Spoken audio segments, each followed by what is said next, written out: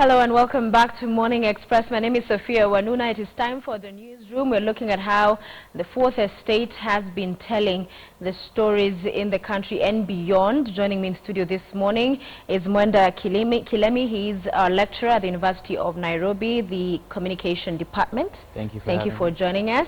Also with us is Shege Mwaura. Shege Mwaura is a member of County Assembly of the Ngara Ward. So, asante sana. Thank you. And last but not least is David Ohito. He's editor at the Standard Digital here, the Standard Group. Thank you as well for being with us this morning. Gentlemen, so many stories to look at, but let's begin with that front page one and begin in neighboring Tanzania on the Star and the coverage of that election and the things that have emerged from the same, from what the observers had to say, opposition as well, and what unfolded in Zanzibar. And now reports, what we've been reporting is that, you know, the presidents, the three at least, have not yet sent their messages to congratulate Magufuli. However, they could be going or not. We will see during the ceremony. But David, I'll start with you. How was that story told, Tanzania's story? I think media houses tried the very best they could do. A very difficult terrain, very different from Kenya. I think those who went there, the experience must have added to their CVs, you know. Going to a country where first language is Swahili and you are a competent English reporter, trying to fit into that kind of set was not a very easy task. And then unlike Kenya, where the politics is shaped by ethnic groupings, that is nowhere in the Tanzanian election. And I could see at times very reserved responses from politicians, from political parties, even electoral officials. So it wasn't as heated as has been the Kenyan case, where people carry their tribes to the political podiums and, you know, start whipping up emotions. So for me, I think we tried really very much. I saw a couple of interviews with the top candidates, and of course there were complaints about irregularities, which is very common all over the continent. I think the case of Zanzibar is particularly disturbing. If the people have decided on an individual, I think it's unfair to deny them their right to vote, the right to cast their ballot in favor of the individual they want. So I think the tie in Zanzibar has clouded what would have been a good election. What was expected to be a very close election did not really pan out to be. Kilemi, is this the first time you've actually seen another country's election covered so much in terms of getting to understand their politics, looking at it from an ordinary Mwananchi's perspective, or did the journalists this time just do what they've done every other elections around the neighboring countries? I think because of their proximity to us and their relationships economically and just geographically, this was going to be an election that would have been well covered regardless. It also helps that KTN had a really good team out there. Thank you, on behalf of my colleagues. So it was well covered. As your guest just said, I would have loved to hear more about what's happening in Zanzibar, because the president has had his term extended even though the elections were cancelled. So I mean, people's voices have been suppressed. But it's impressive that even with that there was no violence that you would see in Kenya. If somebody, just an MP's votes were suppressed, forget a president. So that's lessons we can learn. I would like to know why, how come they're so calm about the elections and why. But did you see the comments that were coming in through social media? You know, it was this one that these Tanzanians have to explain what is going on. How can they be so calm, exactly, you know, when this is going on? Which just goes to show you the psyche, that there are people who are just like waiting to go at it the minute they feel someone is delaying the results or that they're being cheated. Yes, and coming into the elections, it was supposed to be, well, tighter than it was. So you'd have assumed the tensions would be very high, and they were. And that the fact that it didn't reflect into anything more than just tension is great. And so I'd like to see more stories about what is it about them that made them so calm and appreciate the election process regardless of how it went through. All right. What did you think, sir? First of all, I think the coverage was pretty elaborate during the campaign period, and also even the tally. And it is important also to loud Kenyans and say sometimes we need also to pat ourselves at the back, because if you look at the electoral processes, and you know, it took a week to tally. There are cancelled elections in one side, in Zanzibar, and you can now see or appreciate where Kenya has come from, at least in the last 20 years, in terms of independent electoral processes. And it's actually a process, because you know, I think government officials ran into the opposition's tallying center, grabbed all the computers and whatever. and I think, honestly, bad as Kenya you'd want to portray it, sometimes we don't get to that level. And then again, if you want to protest, the sadness is you get to the level of killing. We have gotten to that level. Yes, but then again, in terms of electoral processes, okay, yeah, that also the security elements and all that we need also to check. But also we need also to appreciate that at least fair, you know, largely and fairly, within 2-3 days, Kenya's election is pretty much done. And then if there is a complaint, then it goes over to the courts. In Tanzania, it doesn't go to the courts; it goes to the electoral commission again. So which the government really has a lot of say. On the headline, I think the headline was a bit too stretched, because I know the Kenyan president is going there tomorrow. How do you know for sure? It's reported. It's been announced he's going. Yeah. Okay. It's reported because according to the same story, saying that some say he is, some say they're not sure. So it. Well, the same section says he's going inside. Inside the pages, but on the headline it's like they're giving it however, no message has been sent yet, at least that we know of, because traditionally, usually when presidents congratulate others, they'll even put it on their Twitter accounts or send even a statement to media houses just to say. But actions speak louder than words. The fact so that when they show up, he's not going to go there to tell him, I hope he didn't win. Yeah. He's going to tell him. So the media is stretching that one. That is, I think, especially since in the same article they do say he's going. I think that's why we're selling the paper. Exactly. Okay, especially with that laughter in there. And let me add something before David comes in. The coverage or the way Kenyan media covered, I think is a way to go, because East Africa is hedging much closer. And I bet when Tanzania, Uganda is going to be doing theirs next year. And we're already covering it. Yeah, you get the same coverage and all that. And you remember even the Burundian story was still much covered. And I think it's good in terms of going forward that East Africa is gelling up more and more. In addition, there are many people in Tanzania who are actually following the Kenyan media more because they feel like it's independent. Yes, and better supported. So, I mean, that's a great thing for our media, the fact that we are strong enough to be followed around East Africa for their own elections. And KTN News is now around East Africa. Mheshimiwa just took the wind out of my sail. Kenya is part of the East African community. There is nobody who can deny us that right to have a border with Tanzania. Tanzanians know Kenyans are their neighbors, like you and your next door neighbor. I mean, even in the likely event that the president did not publicize his message of congratulations, I think the media is stretching it too far. I'm pretty sure the president must have called his new incoming president or the president-elect. We should not be forgetting that President Kikwete, the outgoing gentleman, was here just a couple of weeks, you know, before the election. But that story also says or alludes or alleges that perhaps this is because to the perception that Magufuli is close to opposition leader Odinga, and also that the opposition has not considered defeat in Tanzania. There are all kinds of things that are in that story. You cannot stop Magufuli from having his personal friends. And you cannot stop Magufuli from being the president of Tanzania, even if you don't send congratulatory messages. That decision has already been made. Magufuli must work with President Uhuru Kenyatta, President Museveni, and any other leaders in the region, just at the global platform. That is why we have diplomatic services. That is why we have, you know, officers both in Kenya and in Tanzania to cement that relationship.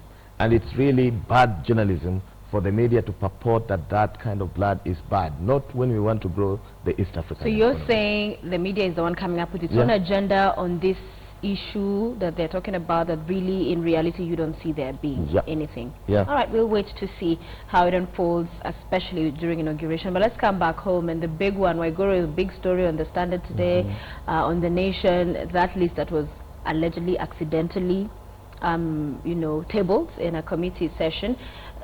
The media may look at this and Waguru, the CS and NYS and her ministry as a juicy story. Someone was talking about it. She's just, you look at her and you have a story no matter what. Do you agree with that sentiment, or is there merit to a lot of what the media puts out, or is it just a person who, no matter what, you will find an angle that will sell? Let me say that, speaking as a politician, I think the media is trying to piece everything to touch to the minister, honestly, because the things, and it's within their right to question as the fourth estate, but I question the commissions. I mean, you know, the ESCC, Office of the DPP, the police. I mean, there are enough leads to go for the person, the names that we've had, and to get these guys. No, you know, there are no way, we haven't had any court processes starting, and I think they should by now we should be able to have pinpointed that, because it's clear she's not the one who was withdrawing the accounts. Who was it? Where is these companies? Can we get these people and get these things done? And that's, again, it will also come when we'll be talking about even the issues of hate speech. Can we nail it to who said what, and let the law take its course? So as a journalist getting caught up with the politics of hunting Waiguru? I think so, personally. I think so, because everything, she's the first person to present the issue and say, I think there's been malpractices here and please come and check. So ever since that day, there has been a connection between herself and what passed on. And I think if there is a clear connection that pinpoints her involvement with the corruption issues, then let her go to court or whatever. If it's not, there must be, because 791 million got lost. These accounts are there, these transactions are there. Can we get the people who've been nailed? And we talk as, it can be reported politically for political purposes, but also for purposes of law and you know, it's a corrupt case. Guys have been, money has been stolen. Let's get these guys in. All right, Kilemi, are we losing as journalists sight of the real issues with these allegations of corruption? She's a juicy story because she makes herself a juicy story. How so? There is just so much happening in her ministry that it's very hard not to look at her ministry. But as the Mheshimiwa just said, there are some issues that need to be discussed, like the institution of failure. I mean, the auditing department didn't catch this. EACC did not catch this. It was caught by accident, as you said, which is shocking, meaning it was just going to pass through. And you have to wonder how many other ministries, how many other departments have the same problem going on. Also, the way I understand procurement, a lot of this is being done by junior officers, not her. I mean, she's not going to be concerned about buying pens, maybe the piano, but a lot of things are being done. Dispensers. A lot of things are being done by junior officers. So some of those things are out of our control. And how come we have not seen junior officers being put into account? But who does the buck stop with is the question that well, will be it posed. does stop with her, Yeah. and more questions should be asked about her. And it also brings the issue of, if these ministers or politicians would have a better time defending themselves, or an easier time. The benefits of having politicians as ministers is that they understand the political aspect of all these things. As he said, this has become political. So a politician will be able to handle this issue much better than a technocrat. All right. Ohito, we have completely gone with the agenda that is political on the Waiguru story. I think the media has been caught up in the politics and what I call the lynch mob that is social media. And we have institutions. There are ways in which institutions are run. There are people we call accounting officers. And in every ministry, the accounting officer is not the cabinet secretary. Yes. Somebody has called the principal secretary. There are accountants who handle the finances. These guys can only authorize. We must get into the begging questions. Why haven't we pressed the investigators to tell us what have been your findings? How far are the investigations? What we do is wait for, of course, the political wing of parliament, that is the PAC, to summon people, and they can ask any question. They have every right under the constitution to ask those questions, and then we carry. I was waiting for that moment that would have one thorough investigative journalist that would sit down at NYS and pull out the things other than these noises and statements which are not qualified to pin them down. I would have expected a good investigative reporter to go to the Eurobond story, tell us these are the mistakes we made, you know, those pieces. I would have expected my good friend Alan Namu, I hope he is behind it. Working on it. Working on it, and give me that killer story. For the now, we have been just what we call the regurgitating platforms. What PAC said about Waiguru, you know, without really asking questions. And even in doing so, we have not been applying the good principles of journalism, which are fairness, objectivity, balance. There is this accusation by PAC chair, Madam Waiguru, what is your response? Yeah, because you find that the story is a full allegation. And so, there isn't, you know, and she had this to say on her part. Or I have my issues with my colleagues. Yeah. But part of the problem is their lack of communication. If they did a better job communicating the problems they're having or their successes would... But then, doesn't a journalist have it on them to then seek that comment? Say, even if you try to get a, you know, a comment that the person did not comment or otherwise, but to just write a story that's just one-sided. Are we not setting ourselves up? For this particular story, the reaction is extraordinary because what we are reading is extraordinary. People are surprised by what they're reading. We hope in the coming days, by today, we'll have a reaction from the CS. It would be better if she was willing to come out and talk about it, but the past she has not. Yeah, I agree with Kilemi that the communication from the government or from particular ministries have also been wanting. If the ministries facing these accusations, both treasury and now devolution and planning, had what we call a fact sheet. This is the money we allocated. This is what we have spent. This is the balance in the bank. The money you're saying lost 791 million. This is what the preliminary audit has shown. Then, you know, it helps the work of the journalist. But in the absence of that, you're left with the statement from either PAC. And why we having this kind of attack is because Parliament is what we call the privileged ground, where you can use any word said and nobody will move you to court. If you made these statements outside precincts of Parliament, even as a media house, you're in a lot of trouble. Should the media also pursue just what could be going on in terms of leadership? Because there are those who've questioned, the PS comes out and says, oh, I shouldn't have tabled this particular document, it was a mistake. A mistake is what some are wondering, that could there be other things deeper than what we see within the DG, the CS herself, and her PSs, that then they're caught up in this infighting, that they are now pretty much airing their dirty linen because everyone is trying to fix the other. Is that a worthy story to explore as well? Yeah, that would be worth, but I think the challenge stemmed from the point the government tried to centralize communication and said, my good friend Manoa SP will be speaking on behalf of the government. I think it's very difficult. There are questions which only the ministry that deals with those regular issues on a daily basis should have their own right to explain.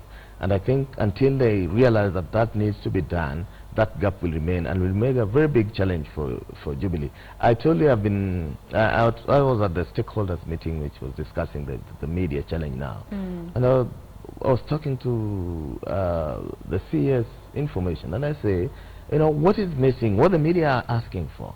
Okay, this is the version of COD. Where is your version countering the same, answering the queries? So we've left it. Raila says Uhuru must answer me directly. You know, Aden Duale says you are not worth being answered by Uhuru. I mean, we just caught up in the politics rather than the facts and issues that should inform our pieces that we write. You had something to add? No. I think he's captured it very objectively, because once a serious story like that, there's a corruption scandal, when it becomes political, then all the facts get lost in the, you know, in that murkiness. When the media argue it's the politics that sell, when you have Waiguru as the headline, then everyone wants to grab a copy and of the standard. It's a good strategy. Yeah, it's a good strategy. A good strategy, but and what's the reason she's a target? Because of those issues that happened in the past. I mean, the media are not just choosing her for no reason. Yeah. They're picking her now because for the last couple of months, news stories have been coming out like every week. Like Thick and fast. Every week, news stories are coming out. So the media would be crazy to ignore it. and it makes sense for them to make a story out of it. It makes sense.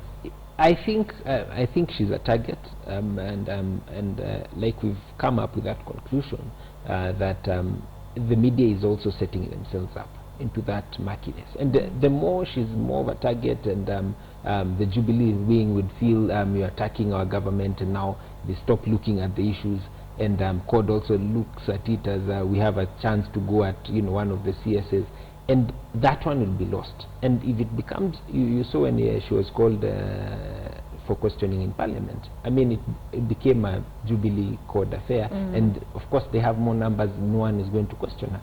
And bottom line is, some money was lost. Yeah. So if the media took a stand that fished out the issues and reported on those issues, I think everyone would have been on the page of, let's find out where did the money go to, who is responsible, and can we nail that person. Yeah. Because you also see here on the front page. Yeah, I also just you just came from the US and you stayed quite there for some good time.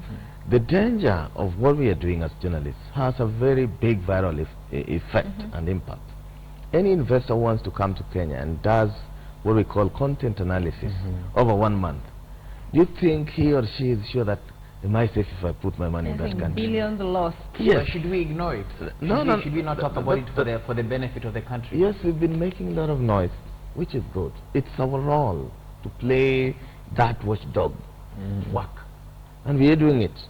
But we are saying we could do it better. That the theft in one ministry should not cloud good flagship projects that are going on.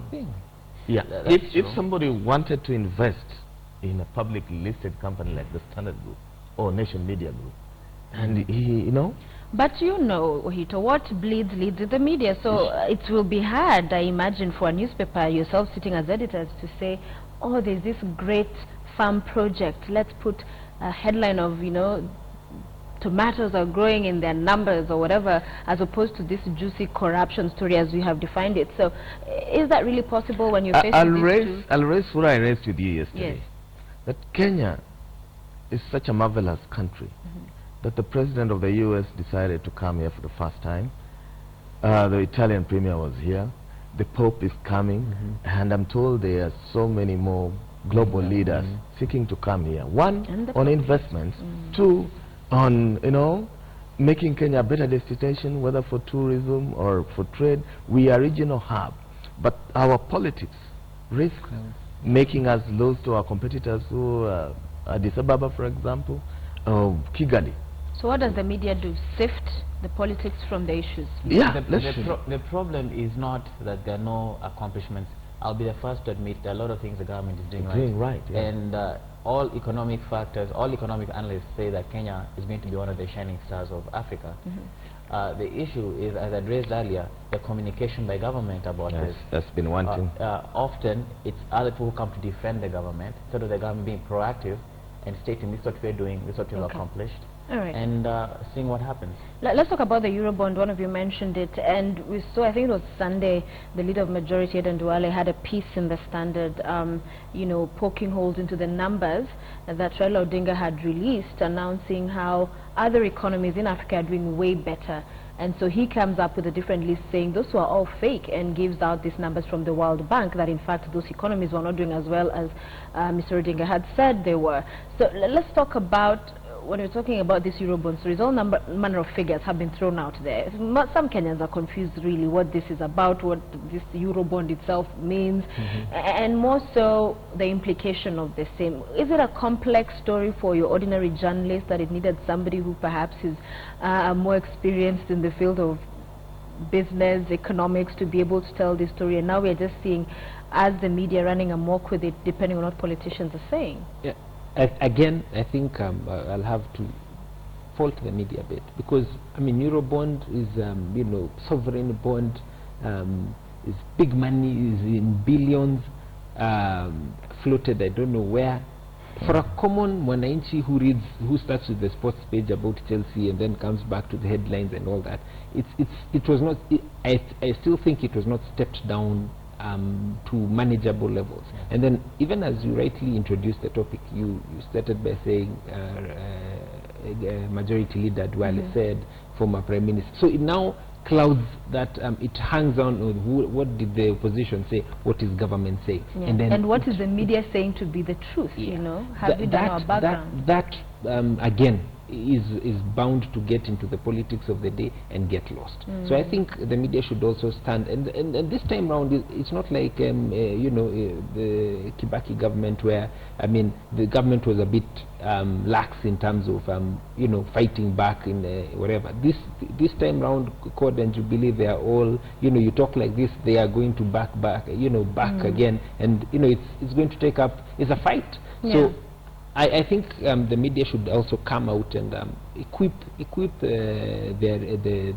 readers with the tangible issues that they were raised, because the controller is one who said that the accounts out there that she has no access to, and you cannot, by law, you cannot get money from government or from the exchequer without the nod of the without the nod of the COB.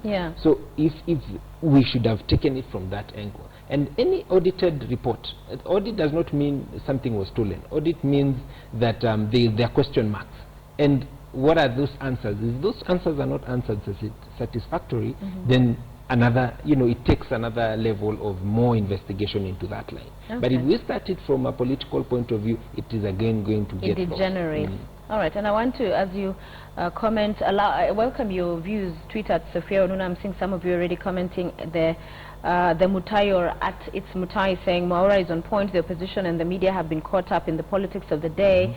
Another tweet says the problem with Eurobond is that the government hasn't given us good figures on its usage, which I'll ask, is just the government the only source of this information?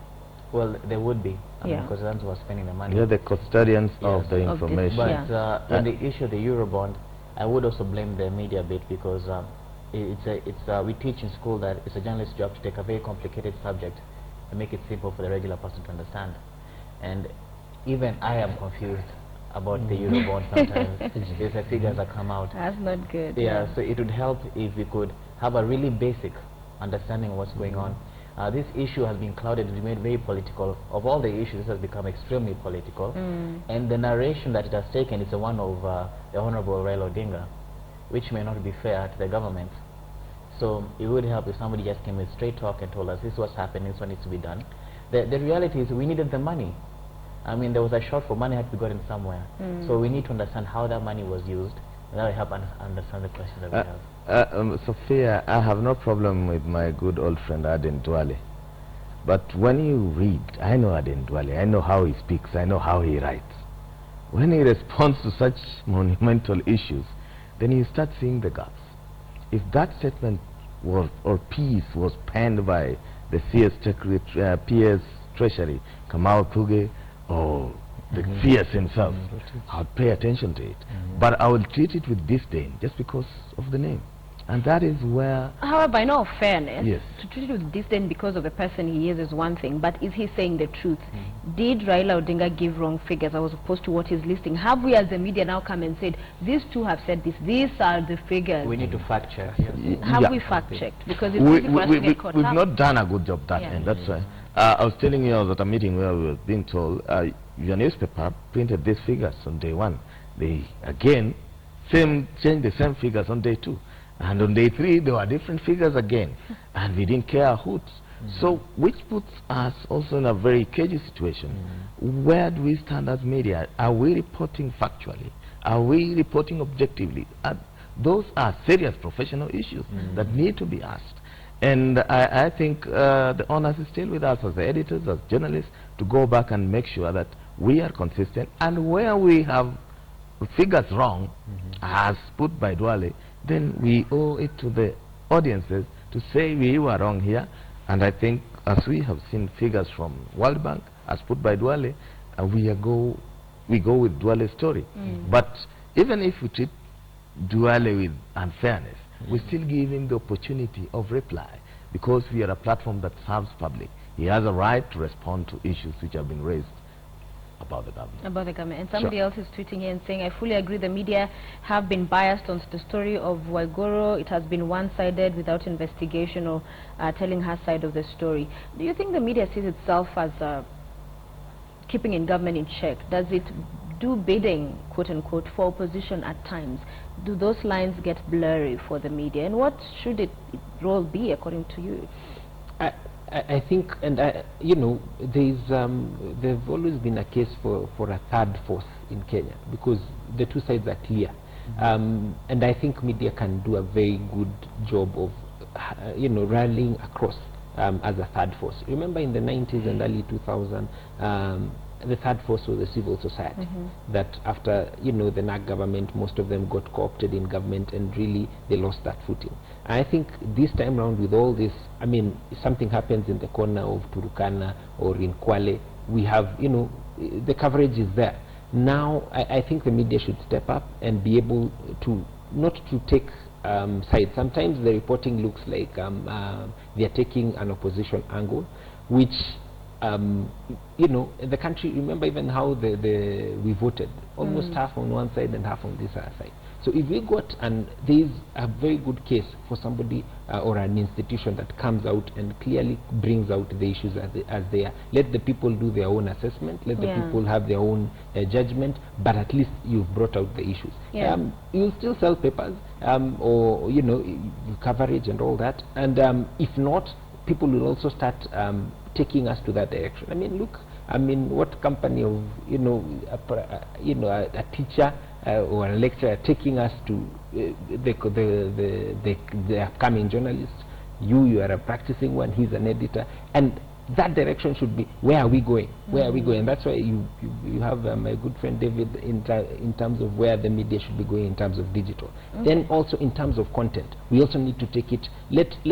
I might be willing to get a political juicy story, but what is being sold should be something of something that is taking us ahead. And inspire, engage, motivate is tweeting. Seems like the media is deficient of tools to fact check whatever the politicians utter. David Lugdogoli says, defend, defend, defend. Corruption affects all. Now there will be a looting spree if no one is touched. Let me ask you and take this to the Sunday again Standard. The front page was an op-ed, and it was talking about, so the letter pretty much to the president about the state of the nation. I don't know if you managed to read it. That kind of journalism, when, you know, a newspaper takes it upon itself to do this opinion on the front page, things must be bad for that to happen. Somebody called me and said, wow, things are this bad, you mean in Kenya, when they read the front page. Did that also come across to you as a case? That came across. A lot of people commented about the article on Sunday, said it was a bit biased. It was clear where the paper was leaning when it came to that issue. So in that sense, you would say that was biased. But again, it is an opinion piece, and opinion pieces are allowed to be biased. But on the front page is something else. It means this is their opinion. You know, well, that's basically, this is the opinion of the paper, of the publication. And as Mheshimiwa said, if it's about 50-50 split between those who support the government and those who don't, you have eliminated 50% of the population by printing that paper like that. So we should be a bit careful about that. But as you're also adding, it could show the urgency in the country. Maybe people are just really fed up, and the paper was taking a stand saying that things are really bad, we need to do something about it. Okay, that's how we should do sometimes as journalists, take that position as a media house, as a publication. All over the world, credible media houses have authored content that could be hard-hitting. I absolutely have no problem with my colleagues having taken that stand, of course, to reinforce that they are a bold newspaper that will say it as it is. My only issue is when now our audiences question, was there balance in this content? Was there fairness? Did we give the government the right of reply? Did we ask the rightful people the good questions? Then we have issues to raise. Again, I was at a very high level meeting, and people accused us, this looked like a script from Code Secretariat, which is simply regurgitated. But I said no, there's no evidence towards that end, and if there's any from the government secretariat, please bring it on and we will publish. And I think it is the work of the media to stand up and say no when things are going wrong. I was a rookie journalist when mothers of prisoners went to Uhuru Park and stripped naked. And that has become a global, professional, ethical debate. Was it right for the Kenyan media to splash mothers naked on the frontline pages? Yes and no. But that one splash picture made Kenya change. So, there we are. There comes a time that you must say no. But if you look at the content about corruption in this country, it paints a very bad picture. And that's why we are saying, because those who are outside Kenya keep calling or asking online, are we really safe? If this is being stolen every day, then Kenya must be having a lot of money. If it has not collapsed yet, are we headed the Greece way? Those are questions that will continue to confront us. And editors who work online, these questions are coming in thousands. Yeah. Very difficult. Let's move on to hate speech, because a lot of utterances have been made. Others are under investigation. Some have court dates, if I put it that way. But I interviewed the chair of the NCIC the other day, and he pointed the guns at the media and said, why are you in the media broadcasting these things? That yes, it is alleged hate speech or incitement. Why then take it upon yourselves to broadcast it, even give it a bigger audience, sort of like validity or strength that it didn't have before? Do you agree with that?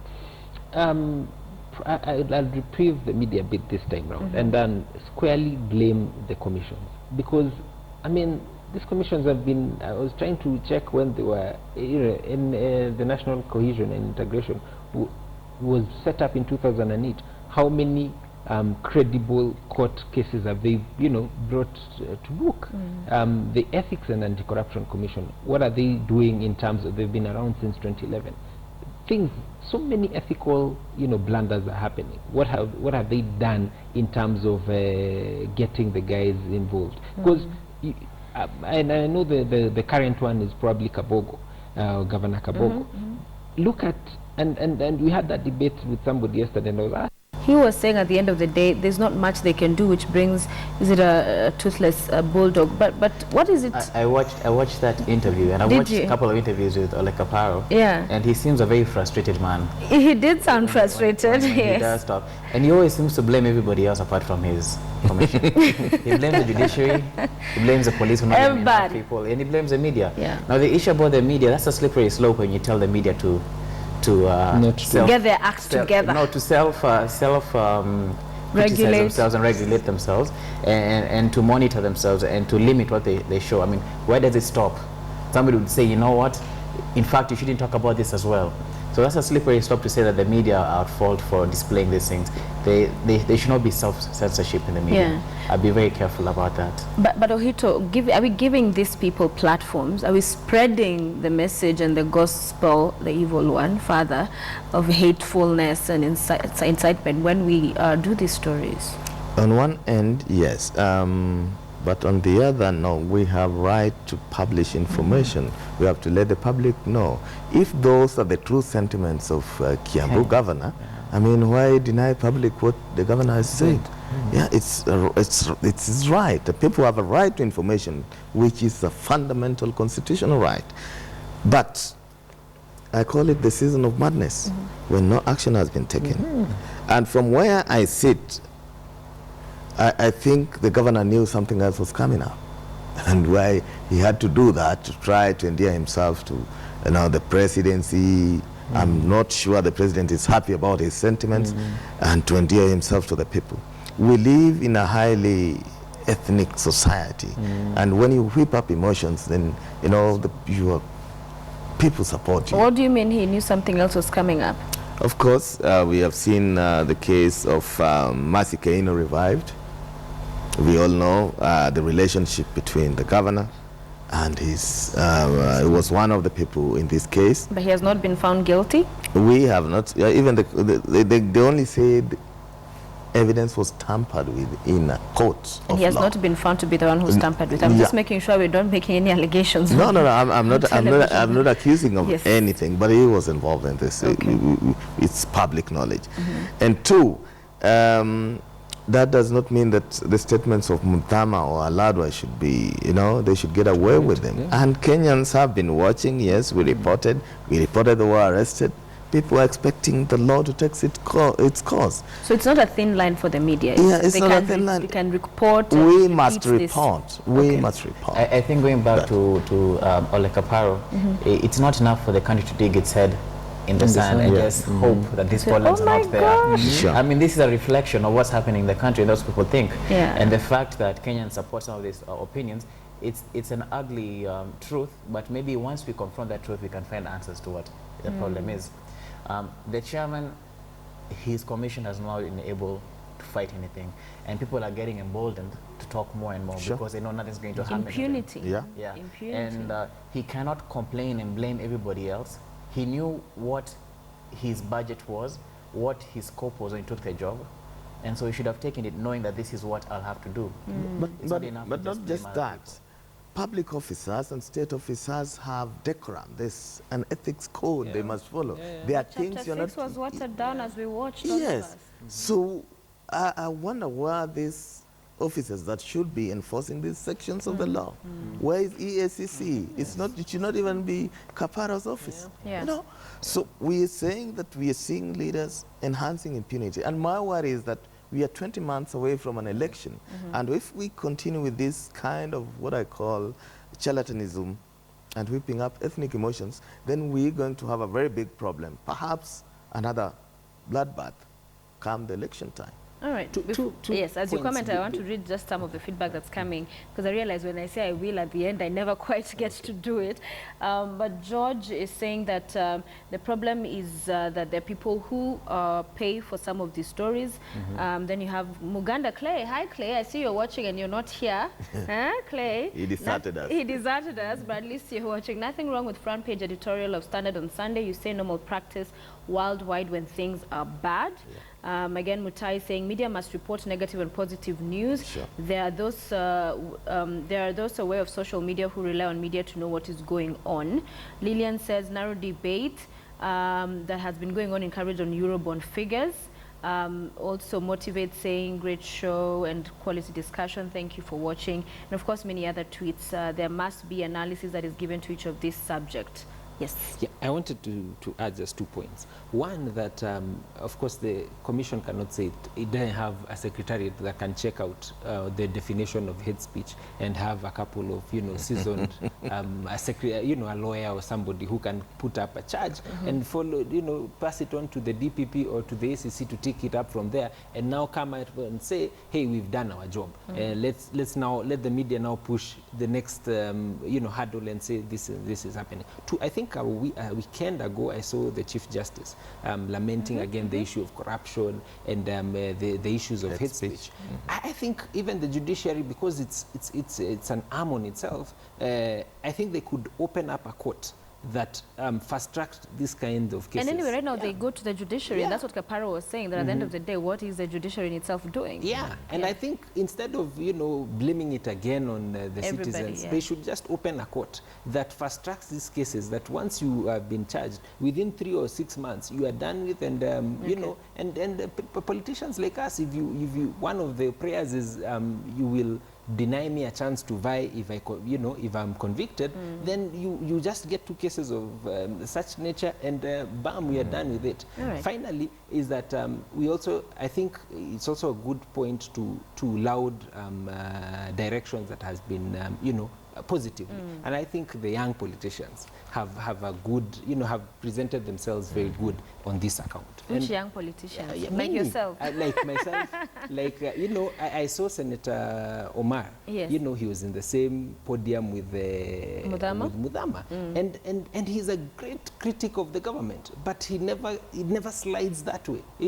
Senator Mtula, I mean, there's one young bad one.